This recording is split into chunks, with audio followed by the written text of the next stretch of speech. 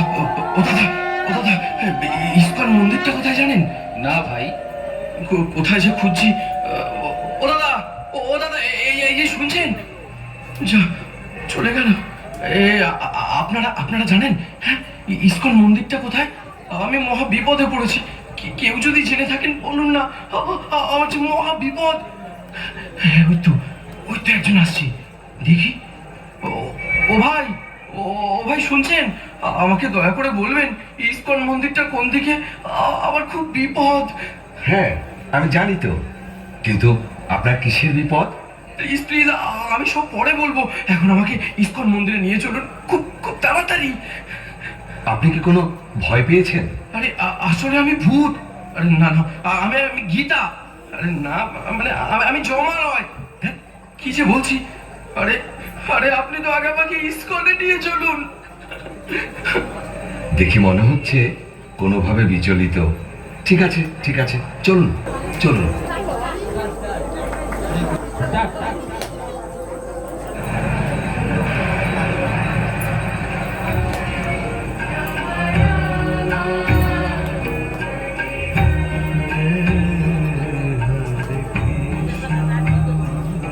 ও, কি শান্তি পেলাম। হরে কৃষ্ণ কৃষ্ণ কৃষ্ণ হরে হরে, হরে রাম রাম রাম হরে হরে। প্রভু, ওনাকে দেখে মনে হচ্ছে উনি কোনোভাবে বিচলিত। হ্যাঁ, তাই তো। আচ্ছা, আপনাকে দেখে মনে হচ্ছে আপনি কোনো ভয় পেয়েছেন। আর বলবেন না প্রভু, এই প্রাণ নিয়ে জমালয় থেকে ফিরে এলাম, আর আমি গীতা ছাড়া থাকবো না। জানেন, যমরাজ আমাকে এই গীতা পড়তে বলেছে। তাই? কিরকম? সে অনেক কথা। বলো তো, আজকের ভাগবত ক্লাসটা কেমন লাগলো? হ্যাঁ মা, উনি গল্প বলে বলে ক্লাস করান, তাই আমার শুনতে খুব ভালো লাগে। জানো মা, আমার বেশি ভালো লেগেছে মাধব প্রভুর কীর্তন। আমি তো খুব নৃত্য করেছিলাম। ও, তোমরা তাহলে নাচানাচি করতে গিয়েছিলে? ঘরের নাচার জায়গা নেই? জানো তো, আজকে কার্তিক প্রভুর বাড়িতে গীতা পাঠ ছিল, তাই ওকে নিয়ে ফেরার সময় একটু ঢুকেছিলাম। হ্যাঁ বাবা, আমি তো খুব মজা করেছি। তোমার পড়াশোনা নেই? গীতা পাঠ করতে গেছো, কীর্তনে গেছো? যাও, ভেতরে যাও। ওকে এভাবে বলছো কেন? আমরা কি রোজ যাই? আর রোজ গেলেও বা আমরা কি কোনো খারাপ কাজে যাচ্ছি? চুপ, একেবারে চুপ। অন্যায় করে আবার কথা হচ্ছে। এই যে গলায় কাঠ জড়িয়েছো, কপালে মাটি মেখে ঘুরে বেড়াচ্ছ, এতে মানুষ কত কথা বলে জানো? হুঁশ আছে সেদিকে? আবার কয়েক মাস ধরে দেখছি নিরামিষ খাবার রান্না করছে। খেয়ে নি বলে কি মাথায় উঠে গেছো? এসব আমার পছন্দ নয়, মানতে পারবো না আমি এসব। ও, মাছ মাংস করে দিতে পারি না বলে খারাপ হয়ে গেছি। নিরীহ প্রাণীদের হত্যা করে তাদের মাংস খেতে খুব আনন্দ লাগে। অন্য প্রাণীদের হত্যা করে আনন্দ করতে চাও? অন্যকে কষ্ট দিয়ে আরেকজনের কি করে সুখ হতে পারে? সাধু সঙ্গে গেছি বলে রাগ? বাচ্চাকে নিয়ে তোমার সঙ্গে সিরিয়াল দেখলে আর মদ খেলে ভালো হতো। দেখো, একটু বোঝার চেষ্টা করো। সমাজের এই ভয়ঙ্কর পরিস্থিতি থেকে যদি সন্তানকে সুস্থভাবে মানুষ করতে হয়, তাহলে এই যে ধর্মের পথ, শ্রীল প্রভুপাদের গীতা অবশ্যই অধ্যয়ন করতে হবে। হ্যাঁ গো, তুমিও গীতা পড়ো, তাহলে বুঝতে পারবে আমাদের জীবনের প্রকৃত উদ্দেশ্য কি। ব্যাস, অনেক হয়েছে। এই দেখো, এই তুমি যা করছো করো, আমাকে না বেশি জ্ঞান দিতে আসবে না, বুঝেছো?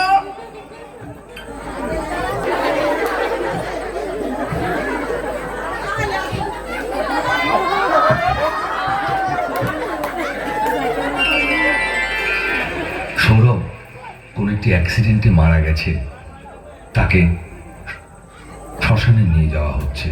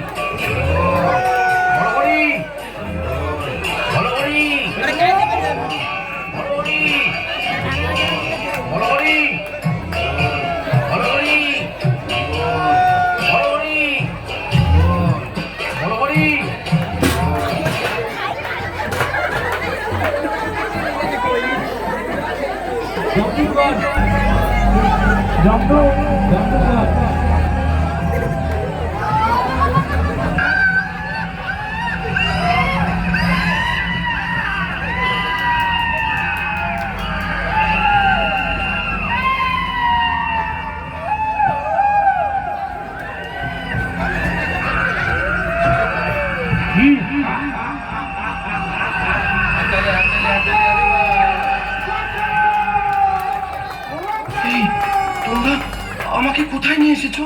হ্যাঁ, ছাড়ো, ছাড়ো আমাকে। এই এদের কিভাবে কষ্ট দিচ্ছ কেন? এই, তোমরা তোমরা কে? আমাকে ছাড়ো, আমাকে ছাড়ো, আমি বাড়ি যাবো। ওই চুপ করে দাঁড়া এখানে। পাপ করার সময় মনে ছিল না? ছেড়ে দাও। এখানে এখানে সব কি হচ্ছে? তোমরা তোমরা আমাকে কেন এনেছো? এখানে সবার কর্মফলের বিচার হচ্ছে। আর ওই যে দেখ, ওই যে ওখানে ওরা শাস্তি ভোগ করছে।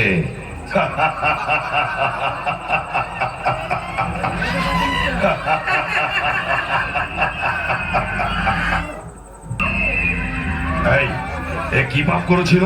ও মিথ্যে কথা বলে মানুষের সঙ্গে প্রবঞ্চনা করে তাদের টাকা গায়েব করতো। তাহলে চল ওর ওর জিভটা টেনে ছিঁড়ে ফেলি।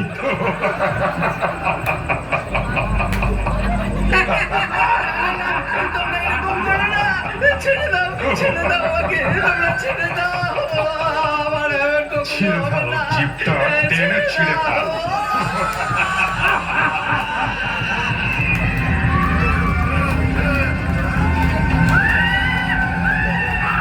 এর কি পাপ? এ জীব হত্যা করে তার মাংস খেত। তবে একে ধর, ওই গরম তেলের কড়াই আছে, সেখানে ফুটন্ত তেলে ফেলে দেই।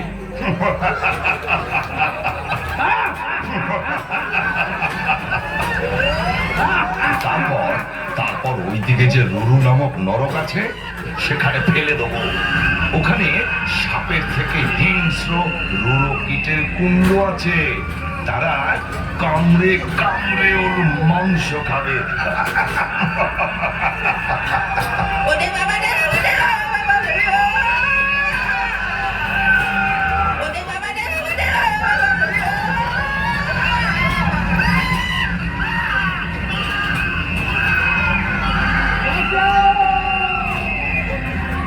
এ কি পাপ করেছে?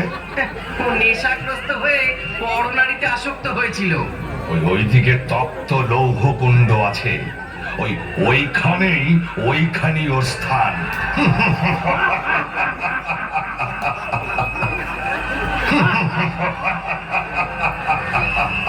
না না না না না আমাকে আমাকে ছেড়ে দাও, ছেড়ে দাও। এই কাজ আমি আর কখনো করবো না। ছেড়ে দাও, ছেড়ে দাও, ছেড়ে দাও। এটা এটা এখানে আসার আগে ভাবা উচিত ছিল। এখন এখানে এসেছিস যখন, শাস্তি তোকে ভোগ করতেই হবে। না না না না আমাকে ছেড়ে দাও, ছেড়ে দাও। এই কাজ আমি আর কখনো করবো না। ছেড়ে দাও, ছেড়ে দাও, ছেড়ে দাও।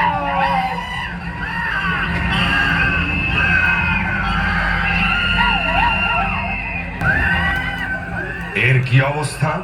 এই পাপিষ্ট পরস্ত্রী হরণ করেছে। তবে যা, ওকে ওকে ওই জ্বলন্ত অগ্নিযুক্ত লৌহখণ্ডের সঙ্গে বেঁধে শুলের আঘাত করো। আমাকে ছেড়ে দাও, আমাকে ছেড়ে দাও, আমাকে ছেড়ে দাও, আমাকে ছেড়ে দাও।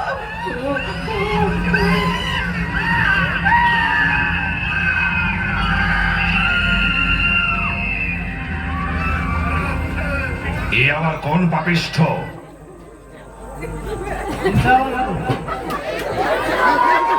এ সমাজে গুরু সেজে ভণ্ডামি করত আর নিজের স্বার্থ সিদ্ধির জন্য বড় অঙ্কের টাকা আদায় করত।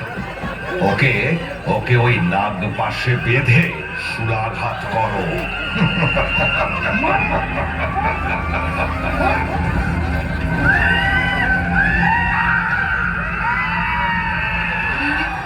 ওকে মারছো কেন? ও যে আমাদের সুদাম কাকা। ও কাকা, এই তুমি তো কদিন আগে মারা গেলে, তবে এখানে কি করে আসলে? আমি পাপ কাজ করেছি রে, তাই আমার শাস্তি হচ্ছে। এই চল, তোর সময় হয়ে গেছে। আমাকে আমাকে তোমরা ছেড়ে দাও, ছেড়ে দাও না আমাকে। তোমরা তো একজনকে ছাড়তে পারো, আমি আর কোনো পাপ কাজ করবো না। ছেড়ে দাও আমাকে, আমাকে ছেড়ে দাও। চল, মহারাজের কাছে চল, তারপর ঠিক যেখানে যাওয়ার সেখানেই যাবি।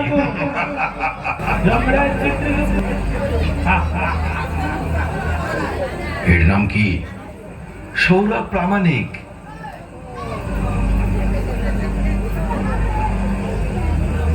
আরে এর তো এখনো সময় হয়নি, তোমরা ঠিক করে কাজ করতে পারো না।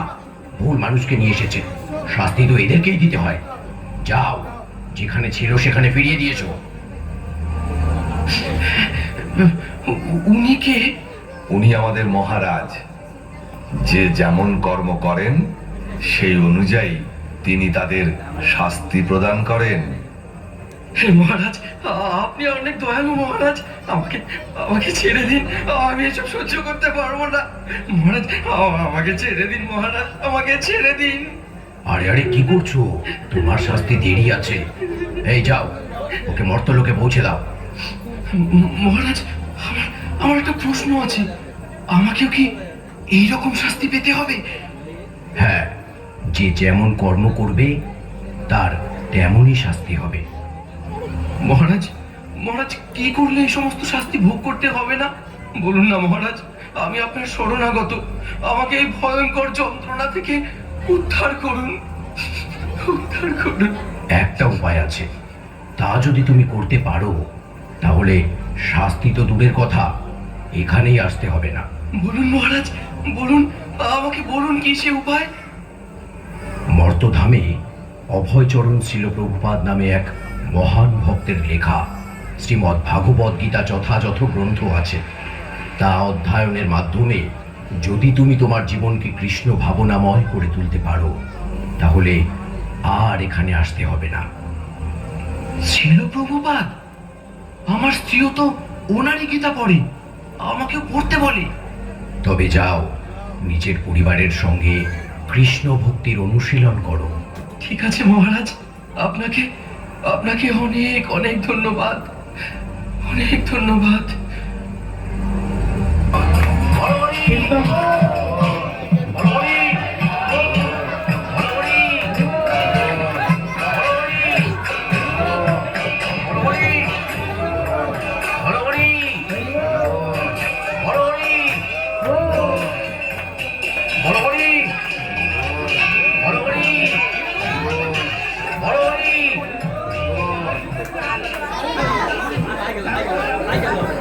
আরে আরে তোমরা কি করছো?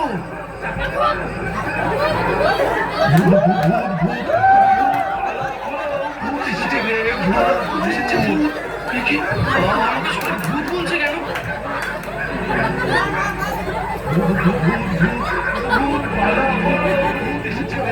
তুমি যেহেতু মারা গিয়েছিলে তাই সবাই তোমায় ভূত বলছে।